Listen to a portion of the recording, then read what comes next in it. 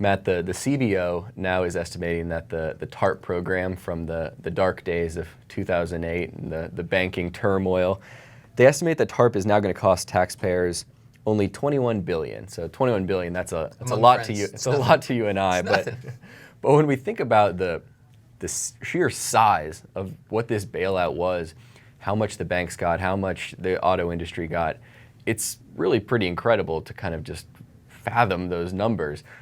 Have we really made that much progress where it's only down to 21 billion here? Well, I think what's particularly interesting is that when you look at the losses that are still going to accrue for TARP, most of that is coming from AIG and the auto bailouts. So General Motors and the auto bailouts, Chrysler. And the losses from the banks, and I guess I should mention that with AIG, to say that the loss, you've got losses stemming from TARP. We've heard a lot about how AIG paid back all of its bailout money and the government made a profit on it. It's a much more complicated situation with AIG because the company got money from a number of different places, and the government has indeed seen a profit on the overall investment. But if we look specifically at what the CBO put out yesterday, the losses are primarily driven, again, by AIG and by those auto bailouts. When we look at the cost of the banking injections, it's very, very, very small. And in fact, on most of the banks, once you include principal repayments along with interest, the government actually made profits on a lot of those investments. And I don't think that I really even appreciated, it's a huge distance that we've covered between when TARP went in place, when those investments were made, and today. I mean, this is hundreds of billions of dollars that was invested in banks that were, some of them very much on the brink. And those hundreds of billions of dollars for the vast majority, for the most part, have been paid back with interest. And those banks are in much different shape today. So I took a look at a few of them. One of them on the minds of a lot of investors is Bank of America. And in 2009, Bank of America's sort of pre-weird stuff profit, I'll say. So before you get into goodwill write-downs and legal settlements and that sort of thing, was $7 billion.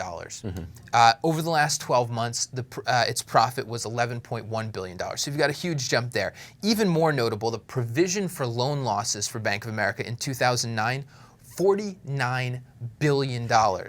Over the past 12 months, $7.5 billion. I mean, that is a giant recovery there. Looking at Regions Financial, it's a U.S. Southeast-based bank. It was one of the harder hit banks because that was a region that was particularly harder hit by the housing downturn. In 2009, Regions Financial lost $1 billion. In 2008, Regions Financial actually lost $5.6 billion. Wow. Over the past 12 months, Regions was profitable to the tune of $1.3 billion. Loan loss provisions in 2009 were $3.5 billion at Regions, were $106 million over the past 12 months. So again, we've got a gigantic recovery there. And even when I look at like PNC Financial, this is a bank that was not hit nearly as hard as Regions or Bank of America. We've even seen significant improvement in these banks. Percentage of non-performing loans. So non-performing loans is a percentage of all loans. 3.5%. In 2009, 1.8% over the past 12 months. So you've, again, got a big improvement there. And when we think about where banks are today, and in particular where the valuations are, I don't necessarily want to argue that valuations should have been what they were prior to the crisis. But I think on a lot of these banks, we're still seeing very low valuations. And I just don't think investors have necessarily digested the extent to which banks have recovered from the crisis. I think that's exactly right. When you talk about valuations, it's this whole process of it being paid back, the banks being profitable. It might be a surprise to some people. Based on what you hear in the media, read in the news, sometimes you might think banks are just still a complete disaster. I wouldn't even think about investing. And I think that's really kind of a microcosm of what bank stocks have done from a stock perspective the past couple of years. A lot of people kind of swore them off. I'm never investing at Bank of America. Citigroup, you've got to be kidding me. I'm not touching that thing. But now they've slowly made this progress, and if you're watching it day to day, you wouldn't necessarily notice. You'd be like, oh, another lawsuit for Bank of America. I guess they're not going anywhere.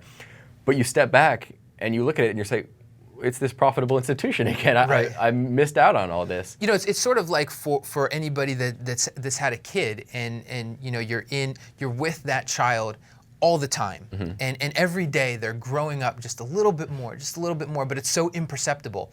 But then one day you kind of look back and you say, oh my gosh, this kid is 20 years old. They're all grown up, and I think it's a little bit of the same situation here. These banks have been, you know, recovering little by little, doing the little things to improve their balance sheet, to get their businesses back on track, and it's been almost an imperceptible. It's been imperceptible over the years, over the, you know, increments of time. But now here in 2013. I think when we step back and we look at where these banks are, and I should mention too that when we look at the results over the last 12 months, this is still a very challenging environment for the banks. Interest rates are very low, and all of the banks are concerned about when the interest rate environment is going to turn back around, so they're managing very cautiously for that. They've also built up their capital reserves to really well above, probably in many cases, where they need to be. So, you know, we can step back and look today and say, oh my gosh, you know, the banks really have recovered. They really have put the pieces back together. I mean, there's some out there that really haven't, and there's some that are still going to face some challenges. I mean, Bank of America is not done with its legal issues, and it still has some ways to go to repair its core business. But by and large, the banking sector is far, far away from where it was just a few years ago. You talk about the progress that's been made, and it's still a challenging environment today. When I think about a stock like Bank of America, it's had this big run up. And you might be wondering, did I miss the boat? Is it over for Bank of America? There's two sides of the story.